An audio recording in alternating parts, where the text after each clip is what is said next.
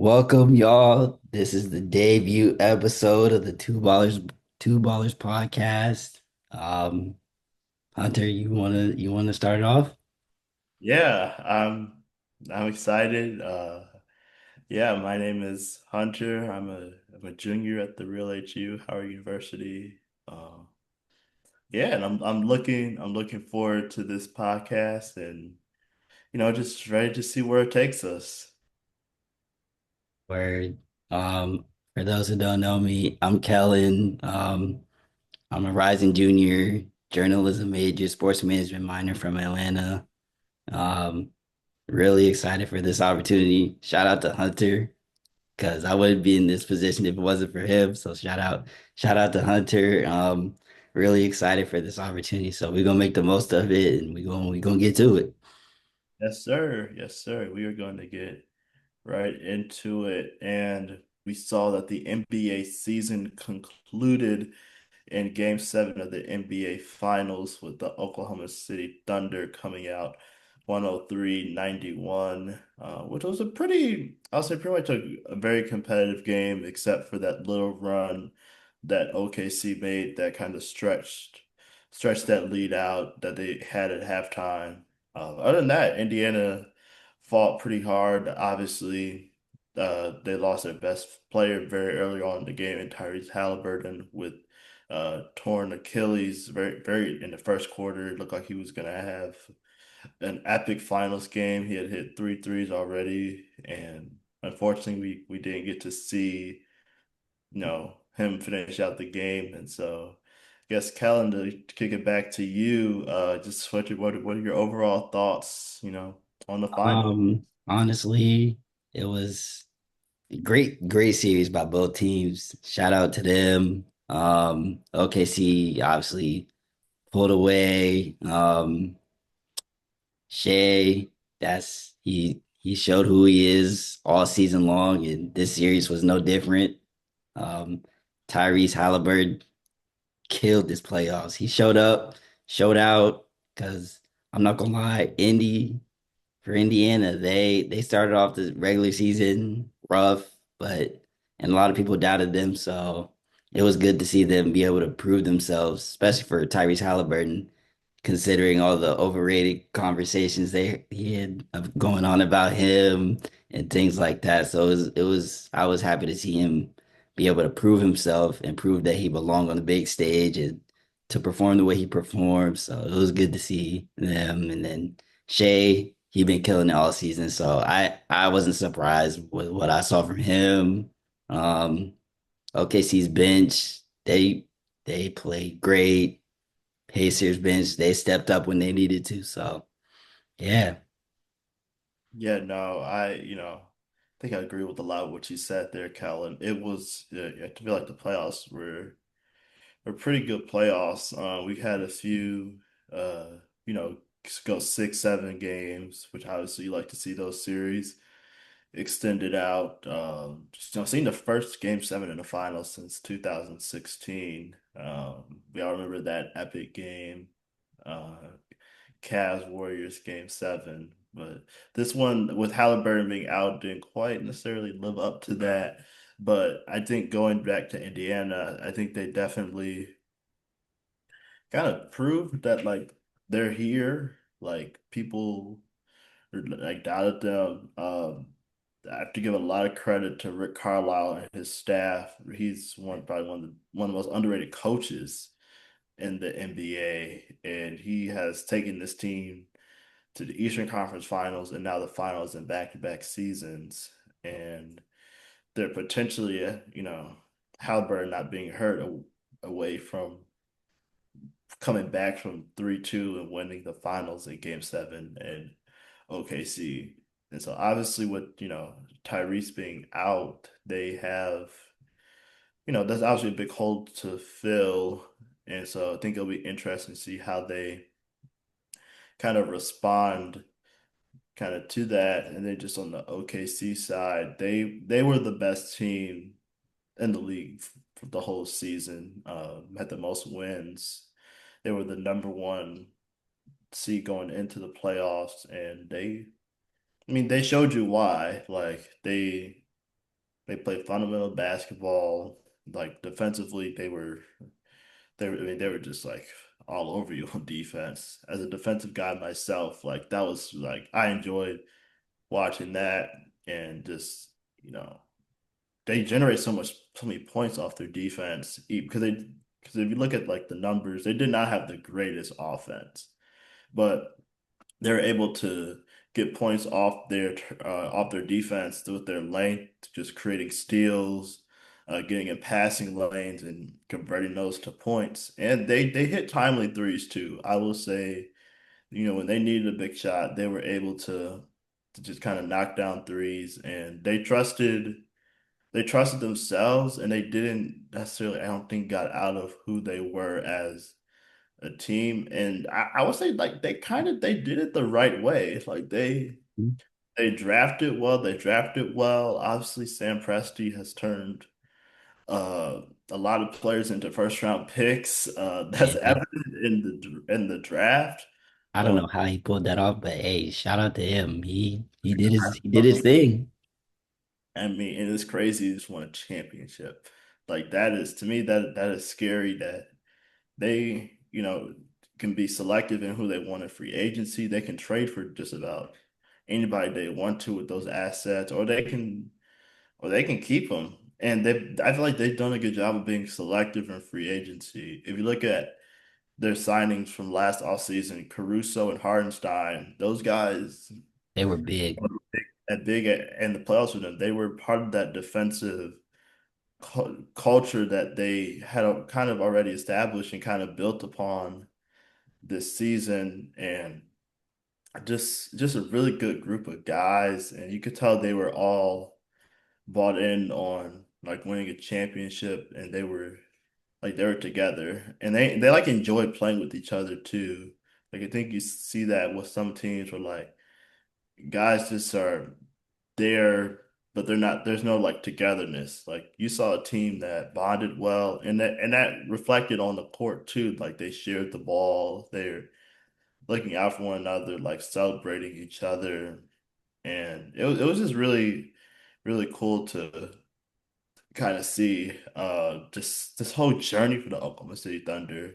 Because we all thought after they made the finals in 2012 with LeBron, I mean with KG, KD and Russ. James Harden, like they're set for the future, and then they all end up leaving, Russ being the last one there, and then they retool, and they're getting better and better each season, and ultimately leads to kind of the culmination of it was this championship. And I think they're positioned to continue to, to continue the success. Now, the tricky thing is, can they stay healthy? That's the biggest that's the biggest thing for them is health for sure. Yeah. To your point about, I guess, them having their great team chemistry, I can attest to that for honestly both teams. Like you saw OKC, you could tell that they were having fun playing with each other. They knew they were playing team basketball. They were playing their brand of basketball. Indy, same way. They play within themselves, never panicked, stay calm, stay composed, and they play within each other. They play team basketball, and I think that's one of the key factors that got them to where they were, which was the finals. So I can definitely see that in both teams for sure. And definitely going forward, both very good teams. They will both most likely make another playoff run. I know that might sound bold right now, but I, Yeah. I think both teams have a good shot of getting back to where they were, No, especially with OKC for sure.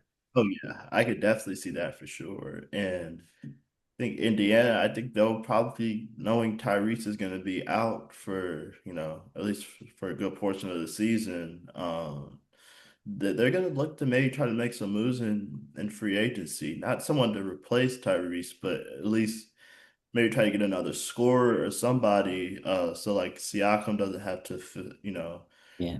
himself because I think as we can kind of see, the East is kind of the East is going to be crazy. I'm actually very Yeah. intrigued Mhm.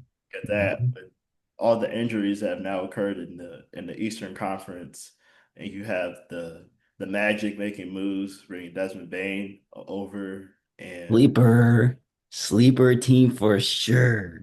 The Magic with Paulo and Franz and now Desmond Bain. I feel like they won that trade for sure. They're about to be a lot nicer. They got a lot, they still have a lot of size, a lot of depth. So that's definitely one of the teams to watch out for. no, oh, for sure. And we think about the teams who even like made to playoffs, like the Pistons, like they're scrappy, like they're not going anywhere.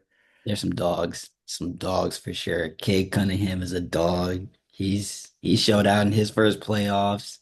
It was exciting to see Detroit. I know the Detroit fans were excited. Um, Cade Cunningham, obviously big for them. They play within him, so shout out them. So yeah, so we are, I don't know how many minutes we're into this thing, but we kind of, I guess, kind of skipped over just kind of a little bit of how kind of this whole thing started. So I'm gonna let Kellen kind of talk about that and just the overall vision because I'm definitely something that's exciting and kind of hope that you guys are definitely looking forward to. Um, okay. So, me and Hunter, I don't know if y'all can tell, but we both just crossed as Spring 25 initiates of Phi Beta Sigma Fraternity Incorporated. Shout out to my LBs and my line sisters. Um, Shout out to my LP. and and shout out to Hunter. He reached out to me through Instagram, DM me. It was like, "Hey, you wanna? I see you're interested in starting a sports podcast. I actually have one of my own that I started, but I took a break from it." And so he reached out to me. He saw me on LinkedIn, and he was like, "Okay, cool. What if we start a podcast together?" I was like, "You know what? Say less. Like, let's do it." So I think you can speak to that, Hunter. Yeah, yeah. Just thought it would be cool to link up with another person to kind of, continue my own podcast journey. I can tell you, I think that my last episode was like last summer before the finals, like doing the finals preview of the Mass Celtics series, which I'm pretty sure was my last episode. It's been a while, so it's good to be back and doing it with with someone else. Like it's nice to be able to have someone else to bounce ideas off of instead of just listening to yourself talk the whole time. And yeah, just just super excited to see kind of where this goes. This rebrand, I guess, as you say, a little bit of a rebrand. And yeah, I mean, also Kellen forgot to mention this. We're both the same number. And shout out to Fours, man. Shout out to Fours. The quads. No disrespect to any other numbers, but the quads are the best. So I think yeah, we'll probably get some flack from that in the comments, but hey, Hey, it's all right. We know the Fours hold it down, but shout out to my LB. Shout out to my other solid seven. And shout out to what was your line, Ted? yeah, we were 10. Yeah, Yeah, yeah, shout out to them. Shout out to y'all boys, man. yeah, yeah. We'll talk about. Well, I mean, maybe one episode we'll talk to straight Sigma episode. But that'll come out at a later date. We're I just say this just the start, but we got a lot of good things in store. So stay tuned.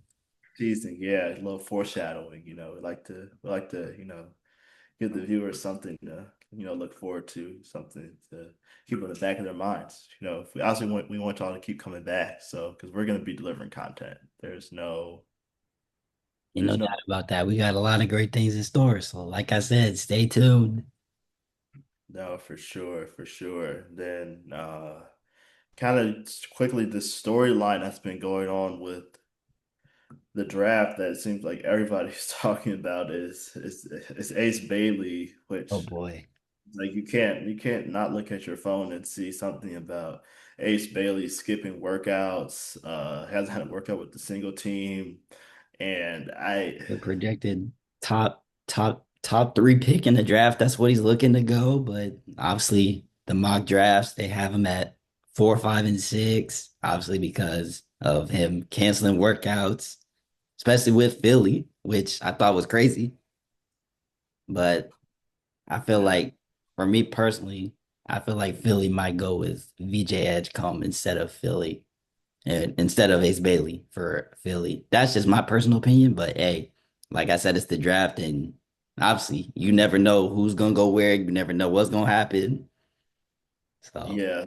I mean, draft days are always crazy. I think as someone who I've actually been to three myself.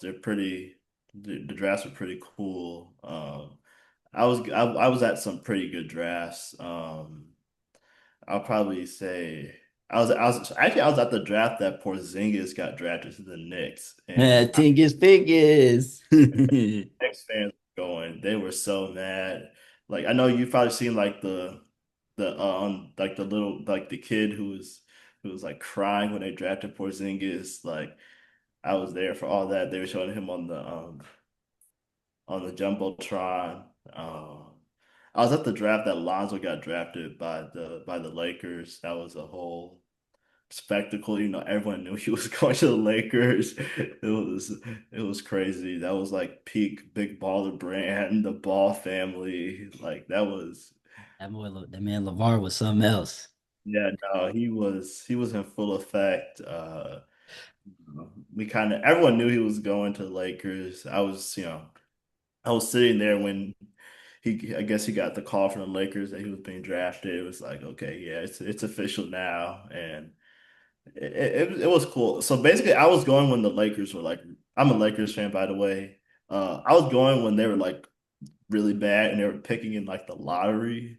So I forgot which draft. I know, I know I was there for Lonzo Ball. I forgot who else we picked, to be honest with you. Was it Brandon Ingram? I think I was there for the Ingram draft. I'm pretty sure I was. I think I was. Yeah, I was. I actually was there for that draft. So it's a pretty cool like experience. Barclays Center in Brooklyn. I kind of don't like that they've changed it to 2 days because it's taken some of the I'll say the aura away from it. Because I stayed for like the entire draft and it's not over till like midnight, 1 in the morning East Coast time, and you're out late, then taking the subway uh back to New York. Like it is, good memories. The draft is exciting, seeing players, get their dreams fulfilled. But yeah, that's my little tangent on the draft. But the Ace Bailey stuff is just mind blowing to me that like you want to be top three pick and you're skipping workouts with teams, especially the third overall pick in the Sixers. But I guess he has, a plan. But I mean, also, I think if you look at him, like if you're going based off eye test alone, like he's a really, really good player. Cooper, Cooper for sure. You know, any team that has him, I think they're going to get a really good player. It's just I think some of the stuff, at least in my opinion, going on around this is just kind of a little bit concerning. But at the end of the day, we will see what NBA execs think about that because, you know, he could. I mean, I would be shocked if he falls out of the top 10, but you never know how this whole thing is going with not doing the workouts and stuff has rubbed teams the wrong way or other teams telling each other intel. Like it's gonna be a crazy night. It's gonna be a crazy draft with we don't know what trades are gonna happen. Uh we already know now that we thought the Suns were gonna have we thought the Rockets were gonna have the 10th pick and now the Suns have the 10th pick and I mean, you're going to see players traded during the draft. You're going to see players, pick up a hat and the next thing you know, find out they're going somewhere else. And Do you want to touch on the KD situation? I feel like I can speak on that a little bit. Just give my little 2 cents. right ahead, all you. Um, I feel like with the KD trade that just happened, for those who don't know, KD just got traded to the Houston Rockets for Jalen Green, Dylan Brooks. What was it? 5 second round picks? 5 seconds, yeah. 5 second round picks. Um, the Rockets, they had a young core. They were a 2 seed in the playoffs last year, and now they got rid of Jalen Green and Dylan Brooks, who are part of that young core, to get KD. Um, I I'm still in shock. I'm confused. I don't know how to feel about it. But I feel like Phoenix just went from bad to worse. That's just my personal opinion. No offense to y'all Phoenix fans out there, but you know what I'm saying. Um, I feel like Jalen Green and Devin Booker, they're almost the exact same player, like the exact same play style, almost exact same everything. And then I don't know how this starting lineup's gonna look, especially with Bradley Beal being in trade talks. So I don't know if they're gonna limit Jalen Green or what they're gonna do. So we gonna see what happens. So The Suns just need to, at this point, just blow it up at this point. I mean, it looks like Bill's gonna get traded at some point. They might even just at this point look to offload Devin Booker and just I don't know, just start over. This whole I guess this whole experiment with Kevin Durant in Phoenix was it was a disaster to put it to put it in nice terms because and man, I don't know if y'all saw the clip on Instagram of KD being finding out live of him finding out that he was traded. I'm not gonna lie, he looked like he did not want to go to Houston. That's just what I saw. That was based off my perspective. So I don't know. Like we said, these trades, I don't know what these GMs are doing. They're giving away all this good talent for one good pick. So I don't know, man. yeah, I don't know what they're doing either. Yeah, so I don't know what they're doing either. It's, no, it doesn't make a lot of sense. I mean, I guess I kind of get it from the Rockets perspective, just because they're in a sort of I guess in their minds they're like in a win now situation, and so they kind of feel like we have a chance to go for it now, but you're in a loaded Western Conference, and so we Mhm. I mean we'll see. I think we'll definitely see how it all turns out. I think it will be very exciting though. Um, the star power is still in the West if you ask me. And For sure. I can agree with that for sure. I only can agree with that 1,000% for sure. yeah, we don't know what teams are going to be doing in the offseason, who's going to be making moves. Yeah, and it's a lot we don't know right now, and we're here to inform you guys, to give you guys our thoughts, and to break it all down because Billy has 2 ballers who understand the game pretty good. Um, we know we're at least I think we know what we're talking about. I feel like we got a good idea. I mean, I was a point guard in high school, point guard and shooting guard, so I can speak to a guard perspective side of the game. Yes, point guards. I mean, should know what they're talking about. I mean, we'll find out, for sure if you know what you're talking about, because we will find out. We're only one episode in. I mean, I feel good, but maybe maybe there's a fall off coming. Who knows? Who knows? Who knows? Yes, the trash talk is on already in episode 1. Yes, it is. Hey. I just spit facts. It's okay. I'm not one to trash talk. So hey, I'm just want to keep it real. That's one thing about me. I just keep it real. Yes, sir. Yes, sir. We always keep it real, for sure. No, but we got a side. We got a point guard here, uh, who's gonna be doing his thing. He's gonna be setting me up with with nice little dimes. A little assists. Um, I'm gonna be setting him up too, though. We say so it's gonna be exciting. This duo is gonna be something, something to watch, and so y'all just get ready because it's on, and yeah, we are here to give y'all the latest news, our thoughts, our reactions, and this to just like I said, just inform y'all, because we know there's some people who need some good basketball analysis. Hmm. People Instead got of the Twitter fingers. yeah, yeah, the fingers be crazy. So yep, hey, that's all I gotta say. I don't know, Kellen, you got anything else to add? Um, I'm gonna just say, like I said, stay tuned. We got a lot of great things in store. This is episode 1 of the 2Ballers podcast featuring me and my boy Hunter. Like I said, I'm super excited to see where we go on this journey. I wouldn't be in this position if it wasn't for him. So again, shout out to Hunter. Y'all can follow us on IG at 2Ballers Podcast. And y'all can definitely subscribe to our YouTube. So stay tuned in so y'all can watch and listen and see what great content we got in store for y'all. So shout out to y'all for tuning in. So shout out to y'all. All right, we out. All right.